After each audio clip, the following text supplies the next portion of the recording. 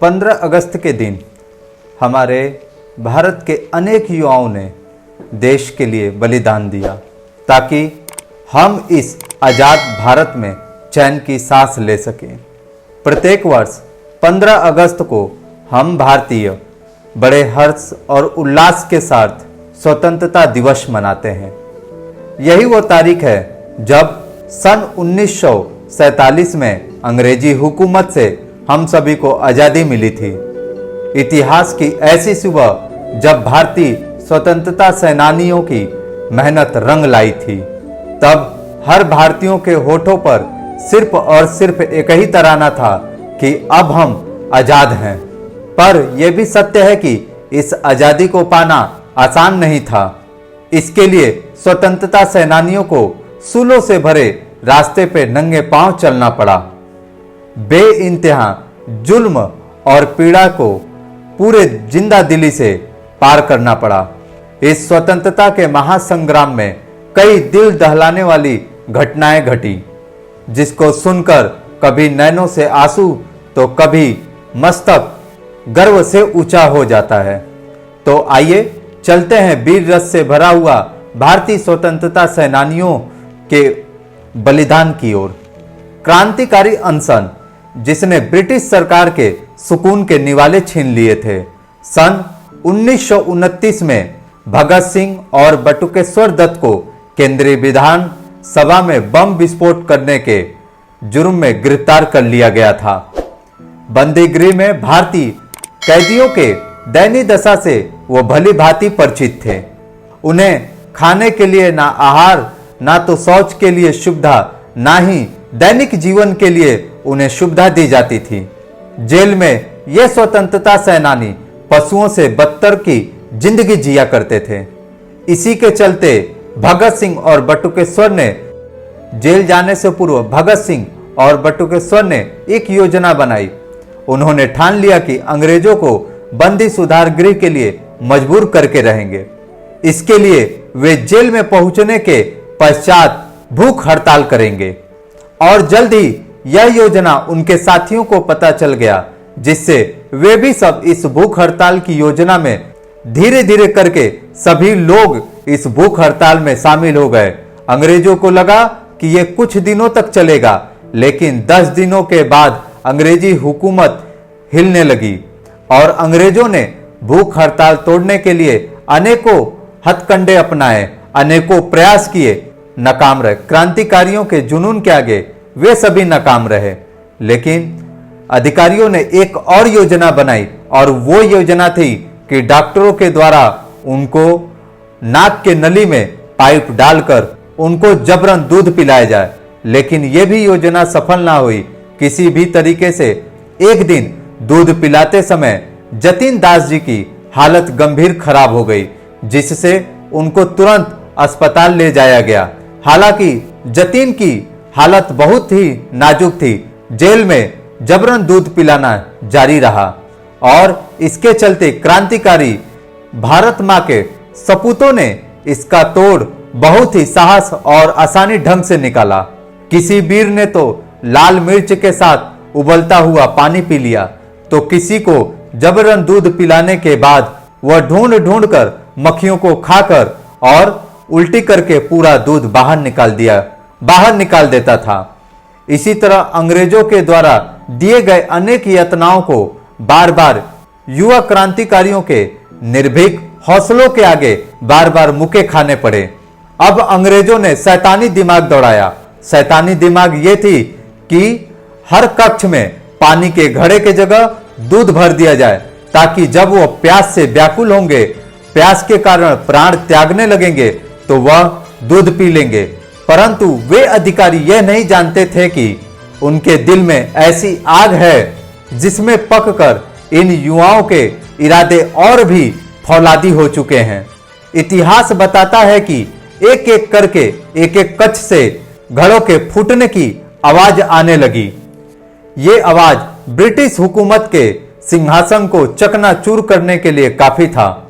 कई दिन इसी भूख हड़ताल के चलते जतीन दास ने अंतिम सांस ली। इस मृत्यु के साथ ही भूख हड़ताल की गूंज समस्त भारत में फैल गई। कई शहरों के जेलों में भी क्रांतिकारी वीरों ने भी इस भूख हड़ताल में शामिल होने लगे। परिणाम स्वरूप इस भूख हड़ताल ने पूरे विश्व को अपनी तरफ आकर्षित कर लिया। इस खबर ने इंग्लैंड के अधिकारियों के मन को भी उथल पुथल कर दिया। आखिरकार शासन प्रणाली ने भूख हड़ताल को रोकने के लिए सभी मांगों को पूरा करने के लिए झूठा आश्वासन दिया।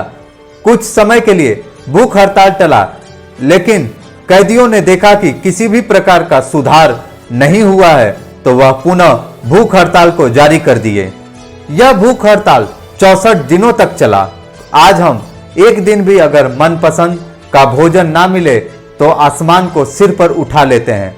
लेकिन जरा सोचिए उन आजादी के परवानों को जिन्होंने भारत को आजाद करने के लिए अपने भूख तक को स्वाहा कर दिया, और भारत को आजाद करने के लिए कईयों ने तो प्राणों का बलिदान भी दे दिया। इन आजादी के परवानों के हौसलों की बुलंदियों को मापना मुश्किल ही है। यह भी कहना होगा कि यह थल और नभ के दूरी को नापने से भी बड़ा दुष्कर है। लेकिन भाइयों, जरा गौर करिए कि हम आजादी से सांस ले सके, इसके लिए ना जाने कितने ही अनेक युवाओं ने बलिदान कर दिया, अपने प्राणों का स्वाहा कर दिया, सिर्फ और सिर्फ इसलिए ताकि हम आजादी का सांस ले सके। जय हिंद।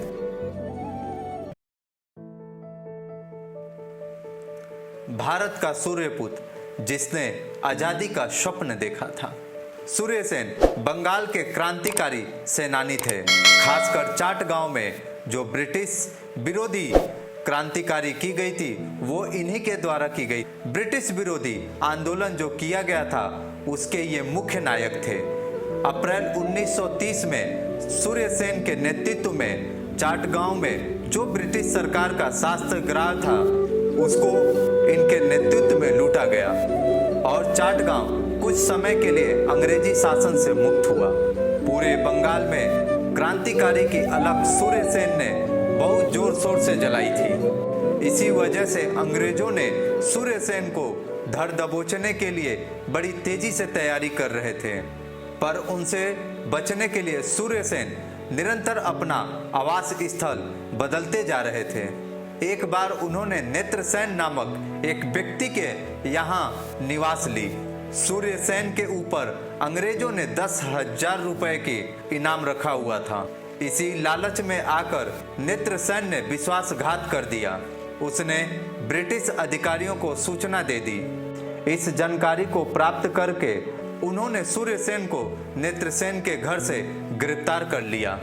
सूर्य सेन के पकड़े जाने के बाद कुछ ही दिनों के बाद किसी अज्ञात व्यक्ति ने नेत्रसेन के घर पर आकर एक बड़े चाकू से उसको एक ही वार में उसकी हत्या कर दी। इस पूरी घटना को नेत्रसेन की पत्नी ने अपने आंखों से देखा। पर जब पुलिस विभाग उनके निवास पर आई और आकर उनसे जब पूछने लगी, तो नेत्रसेन की पत्नी ने हत्यारे की हुलिया व नाम या पहचान बताने से इनकार कर दिया। मैं ये जानती हूं कि वह हत्यारा कौन है, लेकिन मैं आपको कुछ नहीं बताऊंगी। मेरा मन, मेरी आत्मा इस बात की कतई गवाही नहीं देता और मुझे इस बात का कोई गम नहीं है। मुझे आत्मग्लानि थी कि मैं एक ऐसे अधर्मी देशद्रोही की पत्नी हूं। मेरे पति भारत माता के आंचल के धब्बे थे। धन्य है वो सुपूत जिसने उन्हें मारकर इस धब्बा को पोंछ डाला। पर इस देश के आजादी के वे अमर सूर्य पुत्र बनकर दमकेंगे, हम सबके सूर्य सेन दादा। इतिहास बताता है कि फांसी देने से पूर्व सूर्य सेन के ऊपर बर्बरतापूर्व अत्याचार किया जाता था। हथौड़े से उनके एक एक करके दांत को तोड़ा गया था और साथ ही उनके हाथ और पांव के नाखून को एक एक करके उखाड़ा भी गया था। अत्याचार का मंसूबा फिर भी न थमा। अंग्रेजों ने उनके शरीर के हर एक जोड़ों को तोड़ डाला था। फिर अचेत अवस्था में ही उनको फांसी दी गई थी। मृत्यु के बाद उनके देह का संस्कार भी नहीं किया गया था और उनको एक पिंजरे में बंद करके खाड़ी में फेंक दिया गया था। 11 जनवरी को उन्होंने अपने मित्र को एक आखिरी पत्र लिखा था। मेरे मित्र, मौत मेरी द्वार पे दस्तक दे रही है। मेरा मन अनंत की ओर उड़ान भर रहा है। इन आनंद और गंभीर महान पलों में मैं सोच रहा हूं कि तुम्हारे लिए पीछे क्या छोड़ के जाऊं। सिर्फ एक ही वस्तु है, मेरा स्वप्न, मेरा स्वर्णिम स्वप्न, भारत की आजादी का स्वप्न। सूर्यसेन के द्वारा लिखा गया पत्र उनके आजादी के तड़प को साफ बयां कर रही थी। उनके जीवन में अनेक यातनाएं और पीड़ा मिली, लेकिन यहां तक कि उन्हें अपनों के द्वारा धोखा मिला, लेकिन उनके अंदर के जज्बा कम नहीं हुए और देश के आजादी के लिए वे अंत तक लड़ते रहे।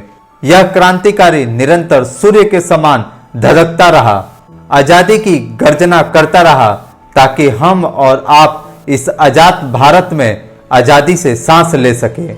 लेकिन मित्रों, इन आजादी के सांसों में कहीं हम अपने इन वीर भाइयों को भूल तो नहीं गए। इसीलिए इन्हें याद करें, साथ ही इस भारत को फिर से महान बनाने के इस यज्ञ में अपनी आहुति दें।